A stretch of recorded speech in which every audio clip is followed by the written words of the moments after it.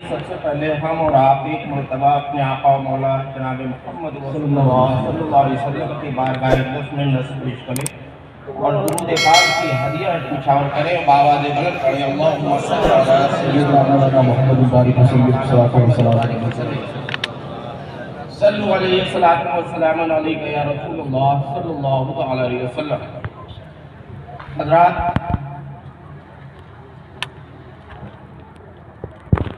آج کی یہ محفل سید میر عبدالواحد بلگرامی رضی اللہ تعالیٰ کے نام سے جو یہ عرس ہوتے ہیں، جو آراس ہوتے ہیں، یہاں پر ہم سبھی لوگ جو شرکت کرتے ہیں، یہ ہمارے بزرگان دین کی وہ محنتیں اور وہ کاوشیں ہیں جنہوں نے اپنی ساری زندگی اللہ تبارک و تعالیٰ کی رضا کے لیے گزاری۔ یہ ان کے آراس ہوتے ہیں، یہ ان کے عرس ہوتے ہیں۔ ابھی چند روز پہلے میں کربلا شریف گیا تھا، میں نجف اشرف گیا، اور میں بغداد شریف بھی گیا۔ سبحان اللہ۔ ایسا لگا کربلا شریف کی سرزمین پر جب میں نے قدم رکھا تو سارا منظر میری نظروں کے سامنے تھا۔ کہاں پر کون شہید ہوا تھا وہ نشانیاں آج بھی موجود ہیں۔ حضرت عباس کا جو بازو قلم ہوا تھا وہ جگہ آج بھی محدود ہے۔ امام حسین رضی اللہ تعالیٰ عنہ کو جہاں پر شہید کیا گیا تھا وہ جگہ آج بھی موجود ہے۔ ننھے علی اصغر امام کو جہاں پر شہید کیا گیا تھا وہ جگہ بھی آج موجود ہے۔ ٹائم زیادہ نہیں ہے، اس لیے میں مختصر سے اس لفظوں میں یہ سمجھانا چاہتا ہوں کہ جو قربانیاں دی گئی تھیں، کربلا شریف کی جو دھرتی تھی، جو زمین تھی، ایک ایک کر کے سب کو شہید کروا دیا گیا تھا۔ وہ کس کے لیے؟ وہ اپنے نانا مصطفیٰ کے دین کو بچانے کے لیے اور ان کی امت پہ قیامت تک کوئی بھی مصیبت آئے، کوئی بھی پریشانی آئے تو اس سے سبق لیا جائے۔ اس کا مقصد یہ تھا۔ آج ہم لوگ ذرا سی مصیبت آ جاتی ہے، پریشانی ہو جاتی ہے، بہت پریشان ہو جاتے ہیں۔ ایسا نہیں ہونا چاہیے۔ اللہ تبارک و تعالیٰ سب سے بڑا ہے۔ اگر کوئی پریشانی آئے، کوئی مصیبت آئے تو سب سے پہلے آپ وضو کیجیے اور اللہ کی بارگاہ میں حاضر ہو کر کے اس سے دعا کیا کیجیے۔ اللہ تبارک و تعالیٰ سب کی دعائیں سنتا ہے۔ اسی طریقے سے میں وہاں سے جب بغداد شریف تشریف آیا، میں غوث پاک کے روضے پر حاضر ہوا، بیٹھا ہوا تھا، رات کے 11 بج رہے تھے۔ کیا دیکھتا ہوں، ایک با ایک میری آنکھوں سے پردہ ہٹ گیا اور غوث پاک کا جلوہ سامنے نظر آیا۔ نعرہ تکبیر، نعرہ رسالت، عرس واحدی زاہدی، فیضان میر عبدالواحد بلگرامی۔ اتنا کہنا دیکھنا تھا کہ آنکھوں سے آنسو جاری ہو گئے۔ آپ فرماتے ہیں بتاؤ تمہارے سفر میں کوئی کمی تو نہیں رہی؟ میں نے تمہیں روحانیت کے دنیا میں تو جو کچھ دیا ہے، آج اس دنیاوی کے لیے ایک سند چاہیے، وہ بھی میں نے تم کو عطا کر دیا۔ الحمدللہ یہ فقیر وہاں سے باسند ہو کر کے واپس لوٹا ہے۔ یہ صدقہ ہے میرے غوث پاک کا۔ اور میں اپنے جد کریم سید الشہداء سید زید شہید کی مزار پہ بھی حاضری دے کر کے آیا ہوں۔ تمام ایسے بزرگان دین، اولیاء اکرام جن کو دیکھ کر کے لوگ کتابوں میں پڑھا کرتے ہیں اور رشک کیا کرتے ہیں، وہ یہ فقیر اپنی آنکھوں سے دیکھ کر کے آیا ہے۔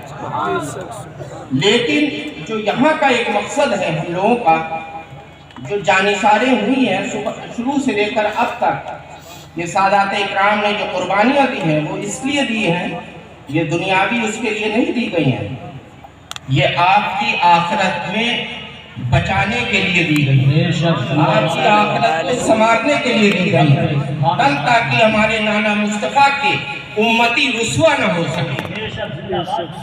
یہ جو بارگاہیں آپ دیکھ رہے ہیں، میر عبدالواحد بلگرامی ہو، چاہے میر طیب بلگرامی ہو، میر سید زاہد بلگرامی ہو، شروع سے لے کر آج تک چاہے سید آل محمد اور سترے میاں ہوں، یہ سب زندہ ولی تھے۔ انہوں نے اپنی ساری زندگیاں اللہ کی رضا کے لیے قربان کی۔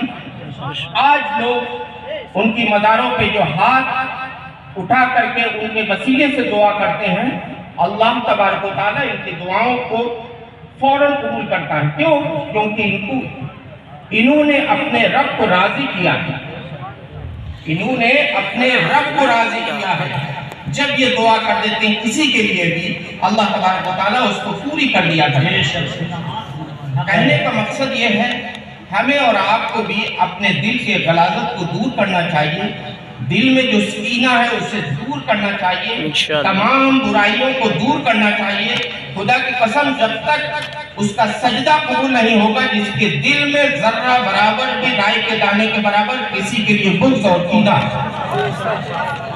بے شک بے شک، کوئی اس کا نیک عمل کام میں نہیں آئے گا۔ سب سے پہلے اگر اللہ کی بارگاہ میں آپ حاضر ہوتے ہیں تو اپنے سینے کو کینے سے پاک کیجیے، تمام برائیوں کو غلاظتوں کو اپنے سینے سے صاف کیجیے، پھر اللہ کے سامنے آپ حاضر ہوئیے۔ دیکھیے اللہ تبارک و تعالیٰ آپ کی دعاؤں میں بھی وہ اثر پیدا کرے گا جو ان بزرگان دین کی دعاؤں میں۔ کہنے کا مقصد یہ ہے کہ عمل کرنا آپ لوگوں کی ذمہ داری ہے، کسی کے لیے نہ برا کیجیے اور نہ برا کرنے دیجیے۔ یہ باہمی عرص ہے اور یہاں سے ہمیشہ الحمدللہ اخلاق اور محبت کا پیغام دیا جاتا ہے۔ آج جو یہ پیغام ہے وہ آپ لوگوں کے لیے اس لیے ہے کہ اپنے پڑوسیوں کا خیال رکھیے، اگر کوئی پڑوسی آپ کا پریشان حال ہے تو اس کی مدد کیجیے۔ انشاءاللہ کوئی بھی کام اگر آپ کو واقعی اس میں ثواب کی نظر سے لینا ہے تو یہ کہہ کے کیجیے کہ کوئی دیکھے نہ دیکھے اللہ دیکھ رہا ہے۔ اگر آپ نے کوئی بھی کام دنیاوی دکھاوے کے لیے کیا ہے، بھلے ہی آپ لاکھوں روپیہ خرچ کر دیجئے، کروڑوں روپیہ اڑا دیجئے اور ناموری کے خاطر سے کیجئے تو اس کا آپ کو بینیفٹ کچھ نہیں ملے گا۔ وہی کام اگر آپ نے یہ نیت کر لی کہ میں جو بھی کر رہا ہوں اللہ کی رضا کے لیے کر رہا ہوں، خدا کی قسم وہی نیکیاں آپ کی بڑھتی چلی جائیں گی۔ آپ کو کوئی آپ کی بستی میں اگر بیوہ عورت ہے، اس کا کوئی کمانے والا نہیں ہے، کوئی ذریعہ معاش نہیں ہے، تو چپ چاپ خاموشی سے اس کی مدد کر دیا کریے۔ اللہ تبارک و تعالیٰ ان نیک کاموں سے بہت خوش ہوتا ہے۔ اگر کوئی بستی میں آپ کے کوئی بچہ ہے جو پڑھنا چاہتا ہے اور اس کے پاس اتنا اساتذہ نہیں ہے، اتنی مال و دولت نہیں ہے کہ اس کے والدین اس کا خرچ اٹھا سکے، اس لیے آپ کی ذمہ داری بنتی ہے اللہ تبارک و تعالیٰ نے جس کو دولت سے نوازا ہے وہ اپنی دولت کا استعمال وہاں پر کرے۔ اس بچے کو کسی مدرسے میں ڈال کے عالم دین بنا دیجیے، کسی کو حافظ قرآن بنا دیجیے۔ خدا کی قسم جب تک وہ بچہ عبادت کرے گا، جب تک وہ پڑھتا رہے گا، اس کا ثواب آپ کو بھی اتنا ملے گا جتنے حافظ قرآن کو ملے گا۔ یہ عمل ہوتا ہے۔ اگر کوئی بیمار ہے تو اس کی عیادت کے لیے چلے جائیے، اگر اس کی دوا کی ضرورت ہے تو دوا کروا دیجیے، یہ عمل ہے۔ اور خدا کی قسم مسلمانوں، ہم اور آپ جنت کے لیے مارے مارے گھومتے ہیں کہ کون سا عمل ایسا کر دیں کہ جس سے ہمیں جنت مل جائے۔ بہت بھولے ہیں آپ لوگ۔ اللہ تبارک و تعالیٰ نے ہر گھر میں اس جنت کو ڈال رکھا ہے۔ سبحان اللہ، وہ ہے تمہاری ماں، جس کے ماں کے قدموں کے نیچے جنت۔ زندہ باد سبحان اللہ سبحان اللہ۔ آپ کسی پیر و فقیر کا ہاتھ اور پیر بعد میں چومیے اور دستبوسی کیجیے، سب سے پہلے اپنے والدین کے قدم چوما کرو، اپنے ماں کے قدم بوسی کیا کرو، اپنے باپ کی پیشانی چوما کرو، تب پیر صاحب کے آ کر کے چوما کرو۔ خدا کی قسم جو ماں کے دل سے دعا نکلے گی وہ سیدھی اللہ تبارک و تعالیٰ اس کو قبول فرماتا ہے، اور وہ دعا تمہاری اس وقت تک کی کام آئے گی جب تم گھر سے نکلو گے اور واپس نہیں آ جاؤ گے وہ دعا تمہاری حفاظت کرتی رہے گی۔ تو سب سے پہلے اپنے والدین کی عزت کرنا سیکھو، ان سے محبت کرنا سیکھو۔ گھر سے نکلو تو پہلے ماں کی قدم بوسی کرو، باپ کے ہاتھ چومو اور اس کے بعد دعائیں لے کر کے گھر سے رخصت ہوا کرو۔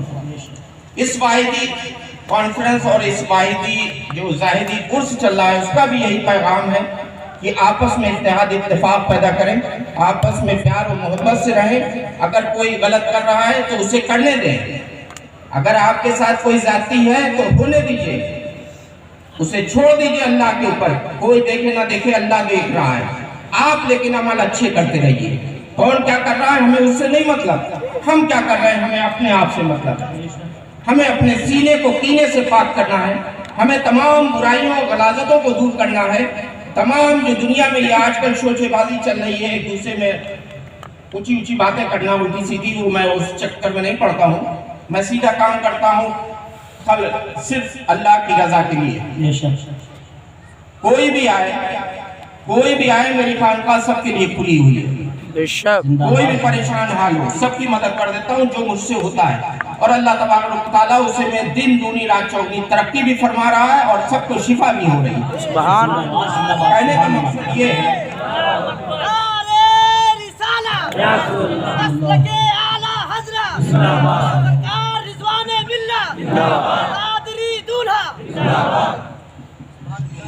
اور ایک چیز اور بھی ہے، ہم اور آپ لوگ ماشاءاللہ کوئی اسٹیج سنیوں کا ایسا نہیں جاتا ہے جہاں پر مسلک اعلیٰ حضرت کا نعرہ نہ لگے، اور کیوں نہ لگے؟ کیونکہ اعلیٰ حضرت فاضل بریلوی رضی اللہ تعالیٰ عنہ اسی بارگاہ میں جب آتے تھے تو جوتیاں ہاتھ میں اٹھا لیتے تھے۔ یہ ان کی تعظیم کا عالم تھا اور یہ عشق رسول کا عالم تھا۔ تبھی تو آپ نے کہا تھا اللہ اللہ عز و شان و احترام بالگرام، اللہ اللہ عز و شان و احترام بالگرام، عبد واحد کے سبب جنت ہے نام بالگرام۔ آگے کہتے ہیں کہ آسماں اینک لگا کر مہر و ماں کی دیکھ لے، آسماں اینک لگا کر مہر و ماں کی دیکھ لے، جلوہ انوار حق ہے صبح و شام بالگرام۔ اور آج ہی کے عرس کے لیے کہا ہے کہ روز عرس آوار گانے دشت غربت کے لیے، روز عرس آوار گانے دشت غربت کے لیے، من و سلوہ ہے مگر خبز و احرام بالگرام۔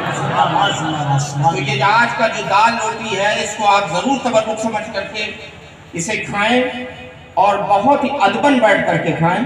یہ محفلیں بہت ہی ادب کے ساتھ ہوتی ہیں، جہاں پر جس بھی صاحب مزار کا عرس ہوتا ہے وہاں پر صاحب مزار کی تو نگاہ رہتی ہے، تمام اولیاء اکرام بھی اپنی بارگاہوں سے یہاں پر حاضری دیتے ہیں۔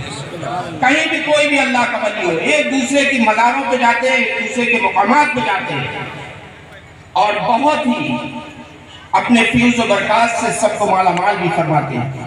آج ہم اور آپ یہاں پر حاضر ہوئے ہیں تو اس کا مقصد ہی یہ ہے کہ ان بزرگان دین کی جب چوکھٹ پہ آپ آئے ہیں تو دعا یہ بھی کیجئے کہ ان کی سنتوں پر بھی عمل کرنے کی توفیق سب کو عطا فرمائے۔ آمین۔ کیونکہ 5 وقت کی نماز اللہ تبارک و تعالیٰ نے فرض کی ہے، جب تک ہم نماز نہیں پڑھیں گے اللہ سے قریب نہیں ہوں گے۔